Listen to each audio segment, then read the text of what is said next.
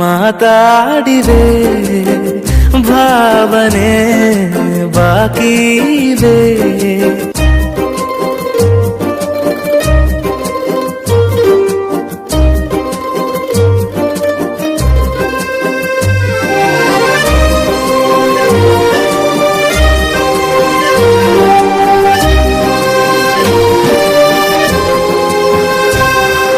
ಸನ್ನೆಗಳಿಗೆ ಸೋತ ಕಣ್ಣುಗಳಿವೆ, ಕತ್ತು ಕೊಡುವುದಕ್ಕೆ ಕಾದ ಮುತ್ತುಗಳಿವೆ.